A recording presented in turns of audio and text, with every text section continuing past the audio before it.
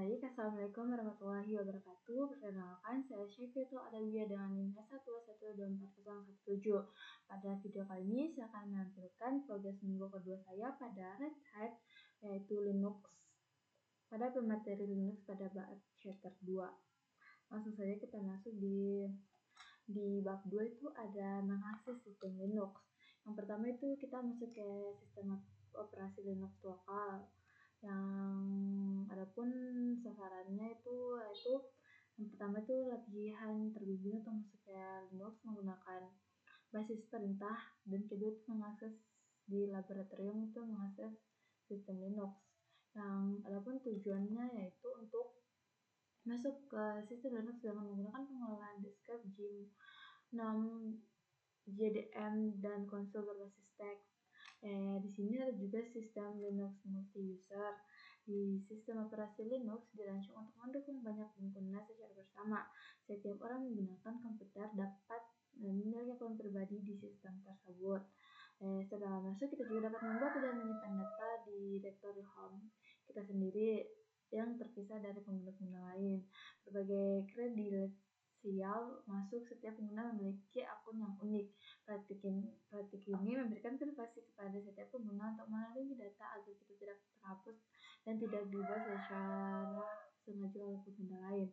Prinsip ini juga berlaku untuk data dan konfigurasi sistem.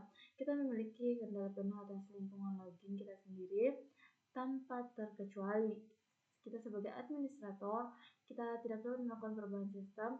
Linux adalah sistem operasi multi pengguna yang ditangguh karena memisahkan peran pengguna dan peran administrator dan mengotak-atikkan pengguna satu sama lain.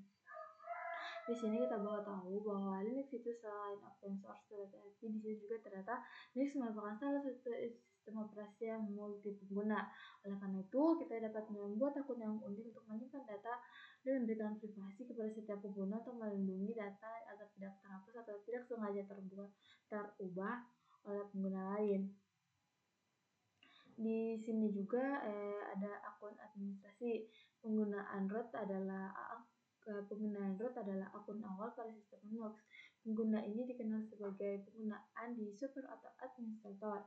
Penggunaan ini ditunjukkan untuk menggunakan reguler karena tidak dapat memiliki batasan dalam memodifikasi bahkan menghapus konfigurasi sistem yang penting. Karena alasan ini, banyak distribusi tidak menetapkan kata sandi untuk plat pengguna ini sehingga akun tersebut terkunci. Selama ini sistem instalasi Linux akun pengguna bisa dibuat untuk setiap pengguna baru. Akun pengguna biasanya disebut dengan tidak memiliki hak istimewa atau unstandard. Akun juga memiliki tingkat akses terbatas. Akun tanpa hak istimewa ini diizinkan untuk mengubah pengaturan pribadi, tetapi memodifikasi di seluruh sistem dibatasi. Namun pengguna standar dapat memberikan akses ke peningkatan hak istimewa untuk memungkinkan mereka melakukan perubahan tertentu yang hanya bisa dilakukan oleh pengguna tersebut.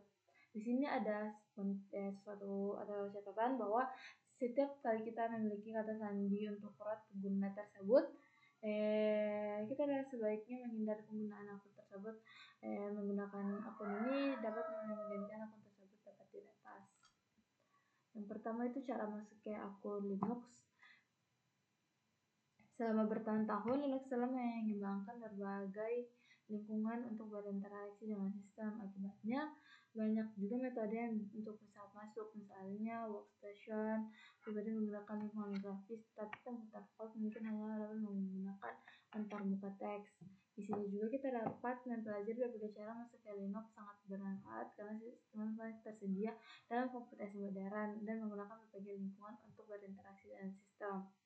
Yang di sini yang pertama itu ada konsol Linux. Menghibur konsol adalah penampilan pertama tempat Linux mencatat pesan dan pengguna dapat memasukkan teks. Konsol adalah lingkungan default jika tidak memiliki lingkungan grafis yang terpasang. Setelah sistem selesai melakukan booting, konsol menyediakan antarmuka teks yang meminta nama pengguna, kata sandi, interaksi, interaksi dengan konsol terbatas karena konsol membutuhkan perangkat tampilan. Di sini kita juga tidak perlu menjalankan aplikasi grafis. Kita juga hanya dapat berinteraksi dengan konsol yang memberikan teks input. Di sini kita masuk penggunaan konsol mungkin memerlukan perangkat lunak dan konfigurasi tambahan saat bekerja di sistem jarak jauh. Misalnya lingkungan laboratorium untuk kelas khusus ini menggunakan virtual machine yang Anda akses melalui komputer jaringan virtual atau VNC. VNC adalah perangkat lunak untuk berbagi layar yang digunakan untuk mengendalikan sistem jarak jauh. Koneksi VNC ke ruangan kelas memungkinkan kita untuk mengakses konsol Linux. Di sini juga kita menggunakan VNC untuk sedikit penundaan pada pengetikan dan pergerakan mouse karena kita terbatas berinteraksi secara fisik dengan sistem operasi. Perilaku ini adalah salah satu alasan mengapa banyak administrator lebih memilih masuk ke komputer Linux menggunakan antarmuka teks saja yang minimal saat bekerja dengan sistem jarak jauh. Menggunakan antarmuka lebih cepat karena memiliki sedikit data yang akan dikirim bolak-balik. Kita masuk di lingkungan lab.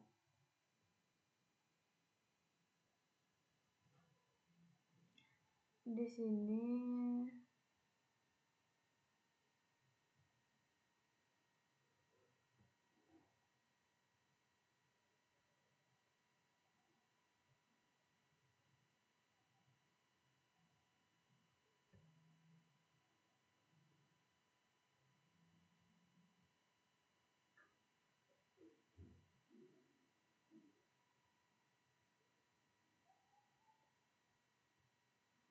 instalator belum terbuka, masih loading.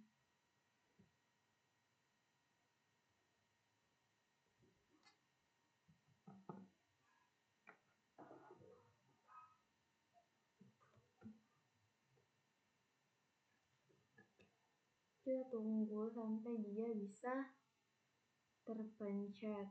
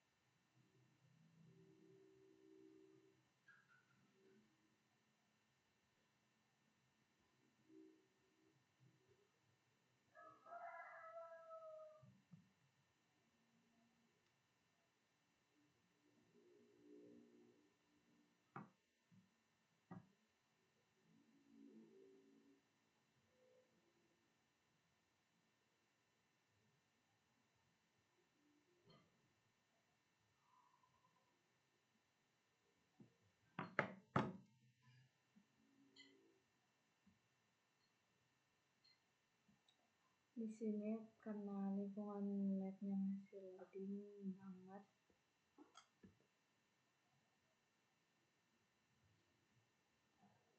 kita lanjut di materi.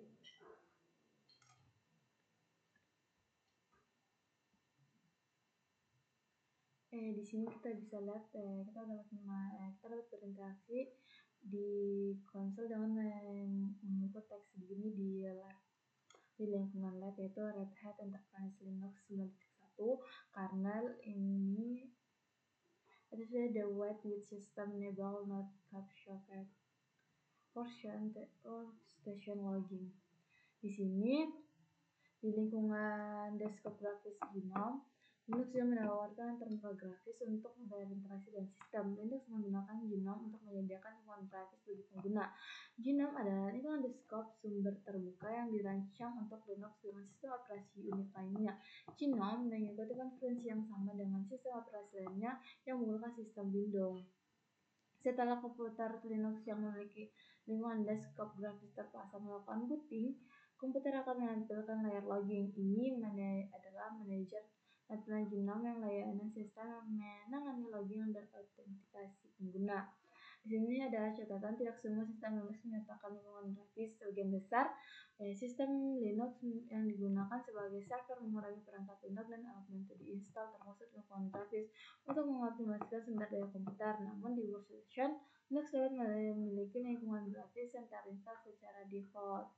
Jika terdapat beberapa akun pengguna di komputer, pilih identitas kita untuk memasukkan kata sandi. Jika akun kita salah satunya menggunakan sistem, maka GNOME akan menampilkan akun. Namun klik nama akun untuk menggunakan kata sandi dan lalu tekan enter. Setelah kita masuk, kita akan dihadapkan dengan sisi desktop untuk Linux unik, tetapi memiliki konferensi yang sama. Sebagian besar sistem operasi terdapat aplikasi yang menjelajahi internet, melihat file, direktur folder, dan menginstal aplikasi lunak lainnya. Ini adalah gambaran ketika kita berhasil masuk. Di sini ada file, ada terminal. Berbeda dengan lingkungan desktop lainnya, desktop GNOME mulai dengan menampilkan dashboard. Tampilannya memperhatikan 3 komponen utama di lingkungan grafis. Yang pertama itu pojok kiri atas, yang ini.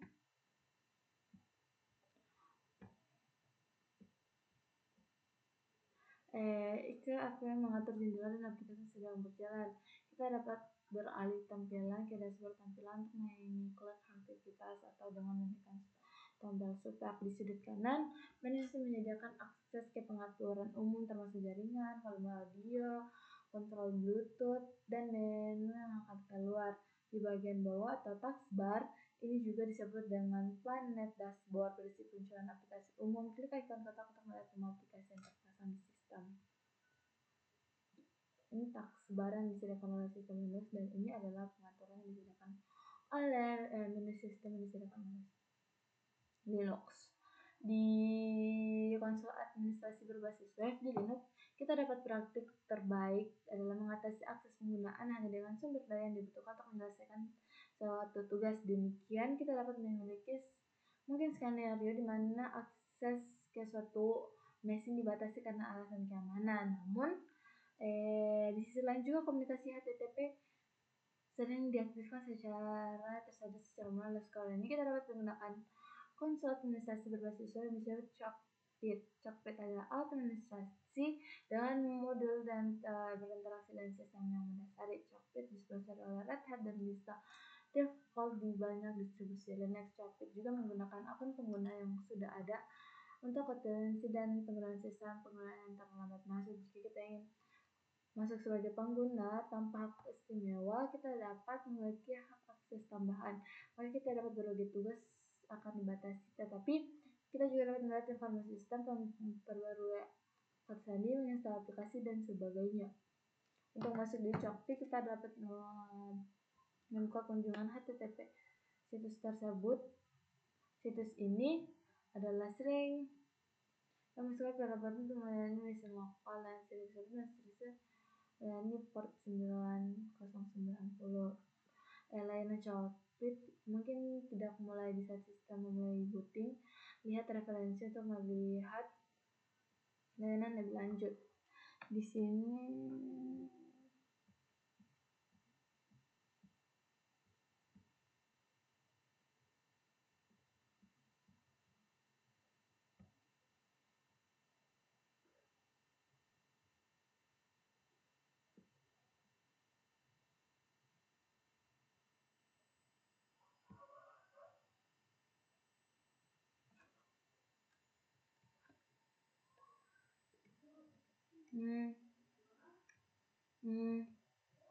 Kita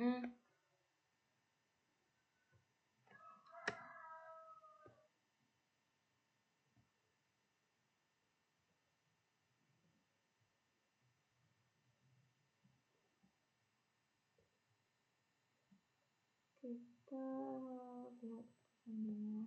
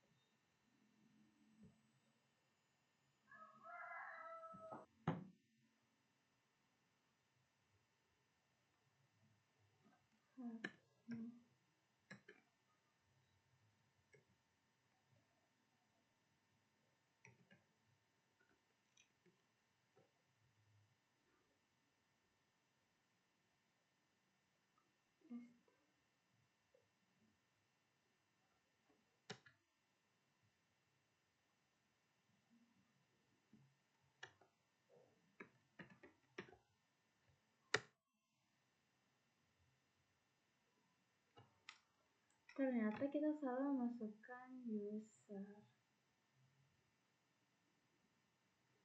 Assistant.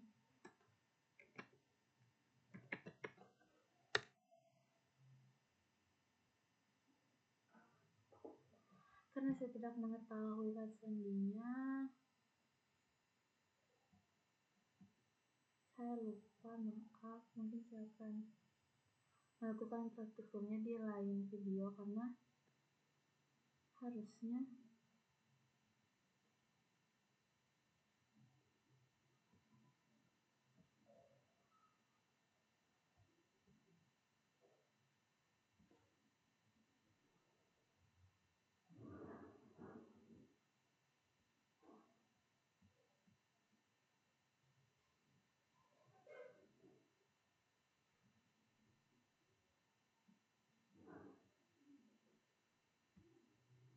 itu tadi sandinya kalau bukan admin student.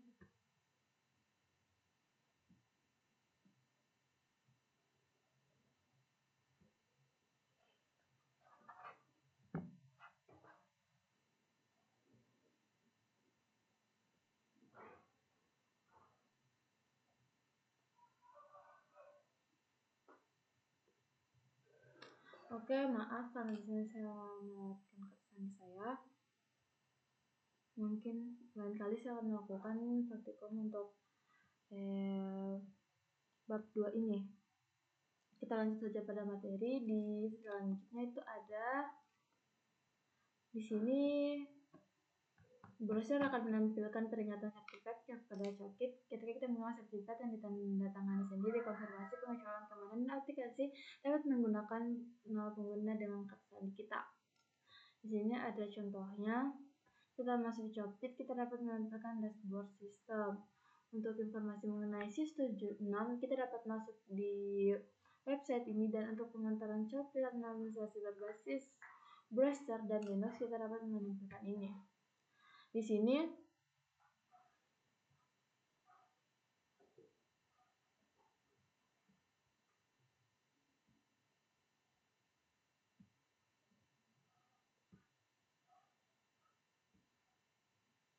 Di sini ada pengenalan Cokit alat administrasi berbasis web untuk Linux. Di sini ada penjelasannya bahwa Cokit merupakan alat administrasi server yang disponsori oleh Red Hat untuk menyediakan berfokus pada pelayanan terbuka, modern, ramah pengguna, serta pengelolaan dan server. Fedora 21 disertakan Cokit secara default.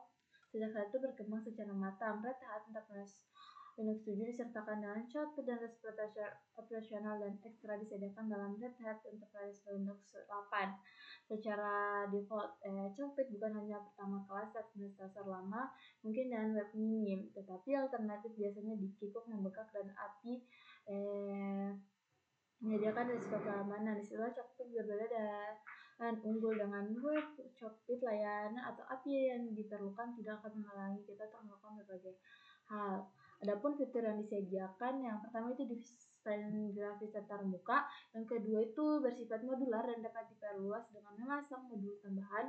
Kita dapat mengembangkan modul kita sendiri. Yang ketiga itu sistem ini mendukung banyak server dari suatu dashboard. Yang keempat ini tidak mengganggu.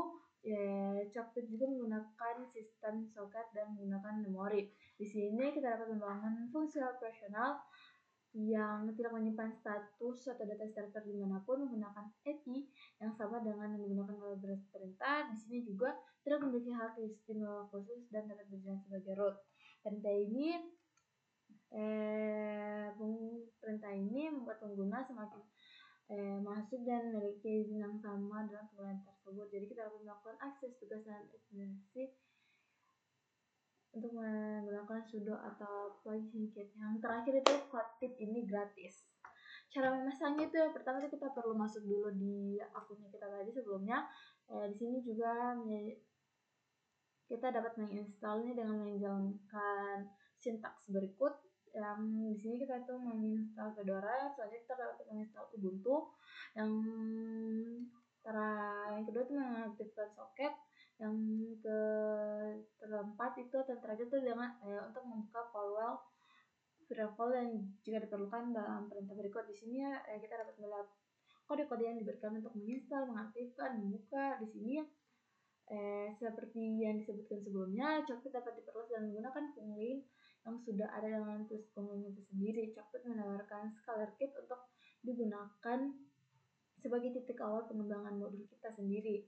Di beberapa komputer atau server ini dapat dikelola sendiri dan menginstal untuk dashboard untuk mengelola konten dengan kadang kita dapat menggunakan cockpit product dan menggunakan cockpit machines. Kita dapat mengelola mesin virtual menggunakan Flipbird. Punglink ini dapat menggunakan untuk membuat, menghapus dan memperbarui kumpulan penyimpanan jaringan, memodifikasi virtual machine, dan dapat mengakses ke penampilan konsol.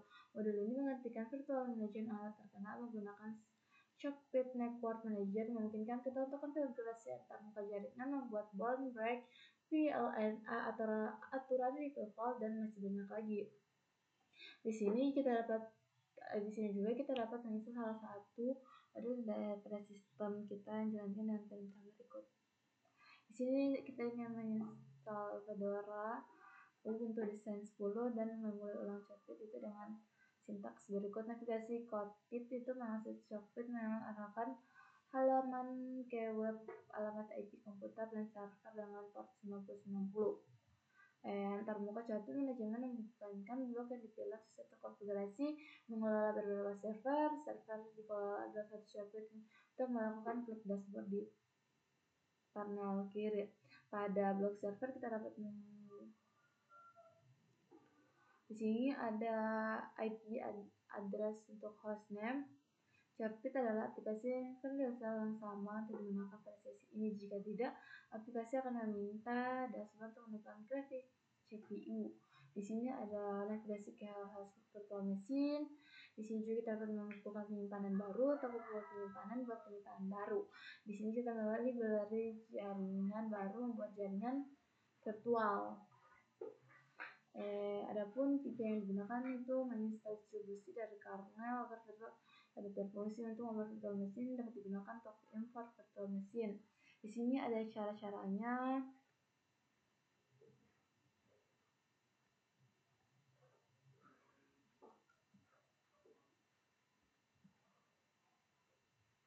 Cara create virtual machine. Untuk selanjutnya kita sudah beralih pada cockpit.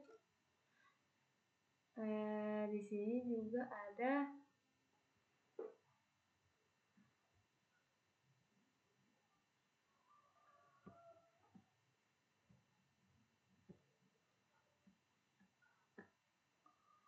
kalau kita sudah beralih pada tentang cockpit itu, kita selanjutnya ke di sini tuh latihan terbimbing untuk masuk ke Linux lokal, yaitu kan hal genome scope menggunakan spesifikasi konsol cockpit sebagai student. Pengguna di workstation machine gunakan lab perintah untuk mempersiapkan lingkungan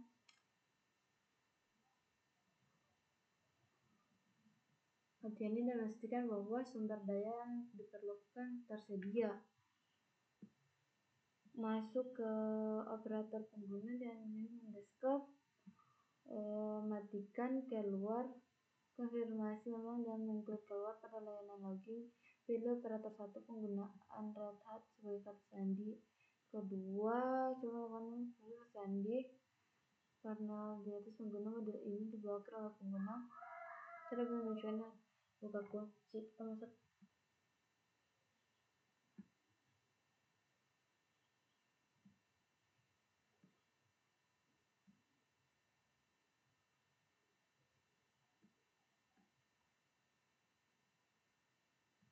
di sini ada contoh langkah-langkah dalam masuk ke sistem Linux.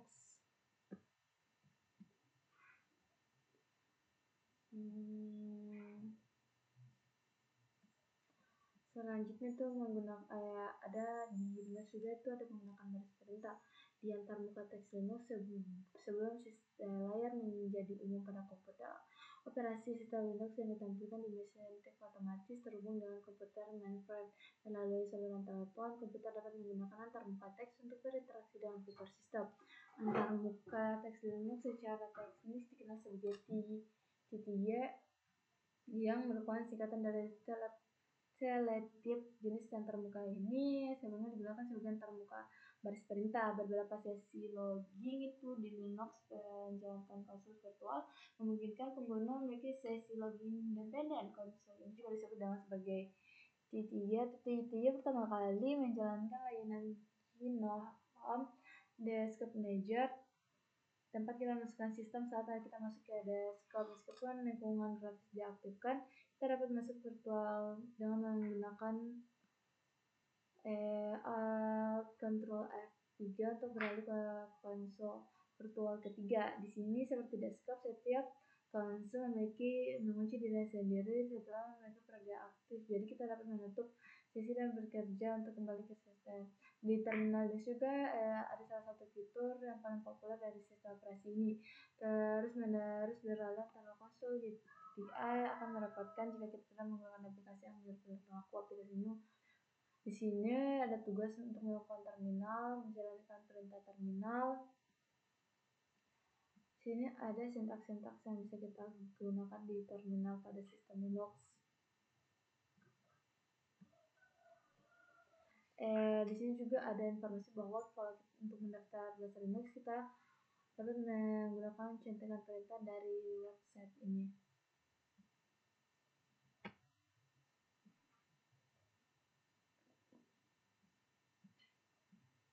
Di sini latihan tertentu menggunakan baris perintah itu nanti hasilnya masuk ke sel Linux. Gunakan perintah non-aktif mengubah kata sandi pengguna sebagai pengguna student. Di sini ada tutorial untuk mengubah kata sandi.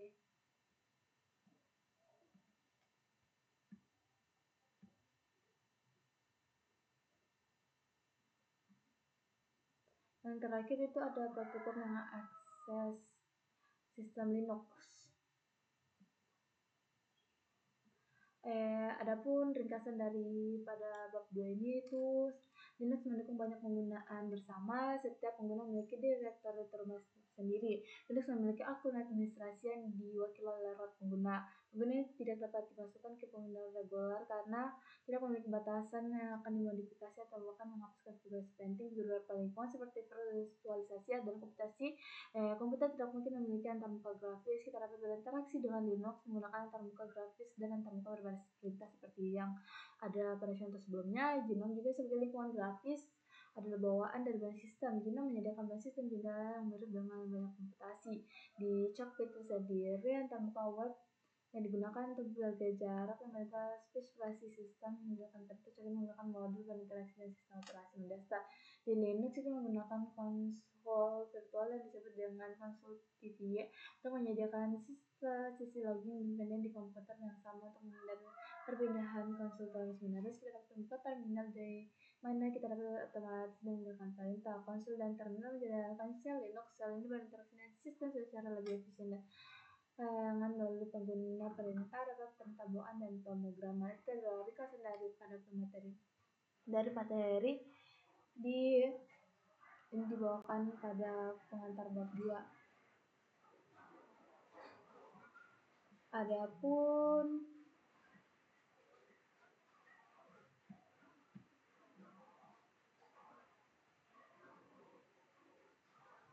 Adapun pada progresnya kali ini sudah mencapai 33% pada pembelajaran kursus saya di Red Hat itu sendiri. Sekian dari saya. Mohon maaf apabila ada salah kata. Wabillahi taufiq wal hidayah. Wassalamualaikum warahmatullahi wabarakatuh.